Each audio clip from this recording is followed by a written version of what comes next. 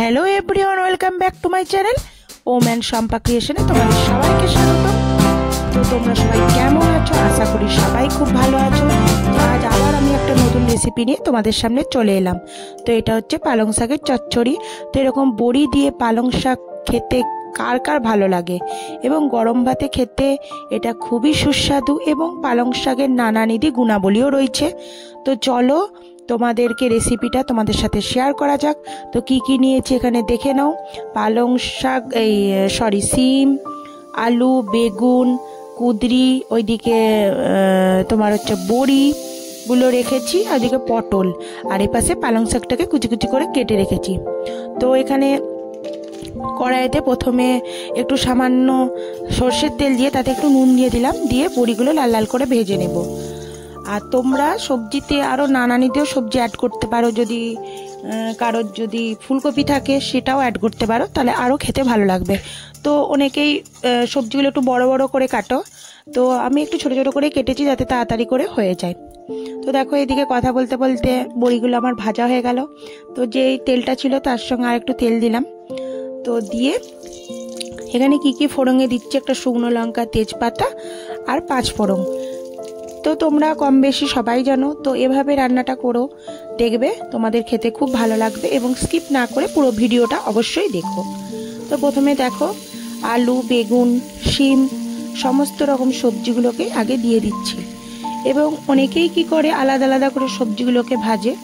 তো যেহেতু কম সময়ের মধ্যেও করতে হবে এবং তোমাদের নেট খরচাটাও বাঁচাতে হবে, ওই জন্য আমি যতটা সম্ভব চেষ্টা করছি একটু স্পিডেই ভিডিওটা দেখানোর।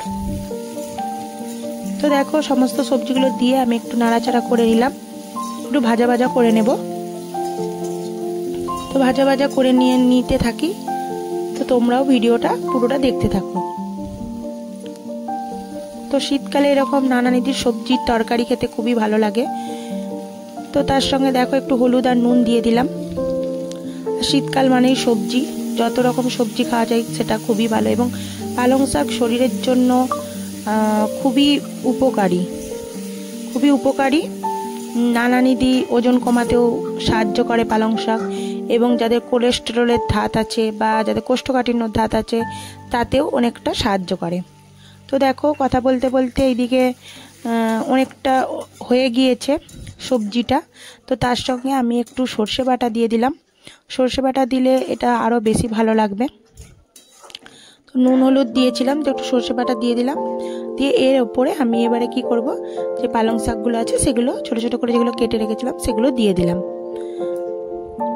তো দিয়ে একটু ঢাকনা দিলেই দেখবে পালং শাকটা অনেকটাই বসে গেছে এবং তার থেকে জলও বেরিয়েছে।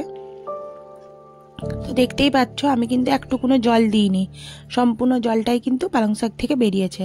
এবং আমি একটু চিনি অ্যাড করে দিলাম, আর একটুখানি আমি জিরে গুঁড়ো দিলাম। তো তোমরা এই জায়গাটা স্কিপ করতেই পারো, তো আমি একটু স্বাদটা আরও ভালো হওয়ার জন্যই আমি জিরে গুঁড়োটা অ্যাড করেছি। তো ভালো করে আমি এবার নাড়িয়ে নাড়িয়ে জলটা যতক্ষণ না শুকিয়ে যাচ্ছে ততক্ষণ পর্যন্ত নাড়তে থাকবো, এবং আমি চাপা দিয়ে দিলাম তো সমস্ত সবজিও যাতে সিদ্ধ হয়ে যায়। তো দেখো এরপরে মোটামুটি সবজিও সব সিদ্ধ হয়ে গেছে, পালং শাকটাও শুকিয়ে গেছে। তো একটু শুকনো শুকনোই আমি করছি, যারা ঝোল ঝোল খেতে পছন্দ করে তারা সেরকমভাবেই রাখবে। তো দেখো মোটামুটি আমার পালং শাকটা রেডি হয়ে গেছে। এরপরে আমি নামিয়ে নেব, আর যে বড়িগুলো ভেজে রেখেছিলাম সে বড়িগুলো ওপর থেকে ছড়িয়ে দেব। তো তোমাদের এই ভিডিওটা কেমন লাগলো অবশ্যই জানিও, ভালো লাগলে লাইক, কমেন্ট, শেয়ার। তো তারপরে দেখো বড়িগুলোকে গুঁড়ো গুঁড়ো করে নিলাম হাতে করেই, তো দিয়ে ওপর থেকে ছড়িয়ে দিচ্ছি শাকটার ওপর দিয়ে, এটা গার্নিশিং করে দিচ্ছি যাতে দেখতে আরও খুব ভালো লাগে। তো এইভাবে তোমরা একবার রেসিপিটা বাড়িতে ট্রাই করবে, আশা করি তোমাদের খুব ভালো লাগবে।